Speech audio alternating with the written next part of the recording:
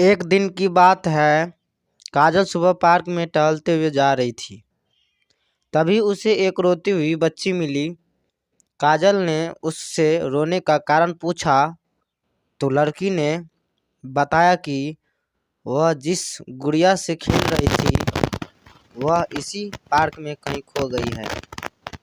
काजल ने उस बच्ची को उसकी गुड़िया ढूंढ लाने का आश्वासन दिया, जिससे वह बच्ची चुप हो गई। काजल ने गुड़िया ढूंढने के लिए समय मांगी और फिर दूसरे दिन गुड़िया लाने का वादा करके वहां से चली गई। पर गुड़िया ना तो काजल को मिली और ना ही उस बच्ची को। काजल ने गुड़िया की तरफ से एक काल्पनिक पत्र उस बच्ची को लिखी और जब वह बच्ची पार्क में गुड़िया पाने की आशा में आई तो काजल ने वह पत्र उस बच्ची को पढ़कर सुनाया। पत्र इस प्रकार था, कृपया रोना मत, मैं समय समय पर उस गुड़िया के बारे में तुम्हें लिखती रहूंगी, बस तुम रोना मत। अब काजल रोज उस खोई हुई गुड़िया की तरफ से काल्पनिक पत्र लिखने लगी और लगभग रोज ही उस बच्ची को पढ़कर सुनाती, जो कि यात्रा का काल्पनिक वर्णन हुआ करता था। काजल ने इस काल्पनिक लेकिन रोचक वर्णन ने उस बच्ची को रोने नहीं दिया। वह खुशी खुशी अपनी गुड़िया की घुमक्कड़ी के किस्से सुनाने लगी। अब वह खुश रहने लगी। एक दिन जब काफ़ी कहानियां हो गई तो काजल ने एक दूसरे गुड़िया उस बच्ची को लाकर दी। जाहिर है वह गुड़िया बदली हुई थी।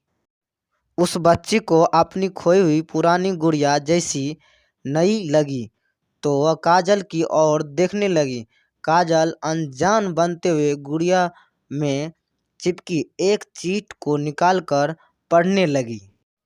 उसमें लिखा हुआ था, यह मैं ही हूँ, तुम्हारी वाली गुड़िया जो पार्क में खो गई थी। दुनिया भर की लंबी यात्रा की वजह से मैं थोड़ी बदल गई हूँ। बच्ची को इस गुड़िया और काजल पर विश्वास हो गया। वह गुड़िया लेकर घर चली गई। वर्षों बाद जब वह बच्ची बड़ी हो गई तो एक दिन वह अपनी अलमारी में कुछ ढूंढ रही थी तो उसका ध्यान उसी गुड़िया पर गया जो काजल ने उसे दी थी। बचपन की बातें याद करके वह हंसने लगी। उसे सब समझ आ चुका था कि काजल ने कैसे उसका मन मना रखा। उसे उस गुड़िया पर फिर प्यार आने लगा। वह उसे बड़े गौर से देखने लगी।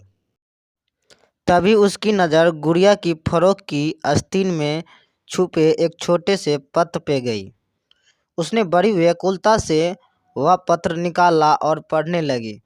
पत्र में संक्षेप में यह लिखा हुआ था, हर वह चीज़ जिससे तुम प्यार करती हो कभी न कभी तुमसे खो देगी और जो तुम्हारे पास होगी वही तुम्हारे लिए सच्चे रूप में बनी होगी। रूप भले ही भिन्न होगा पर प्यार एकदम खालिश होगा।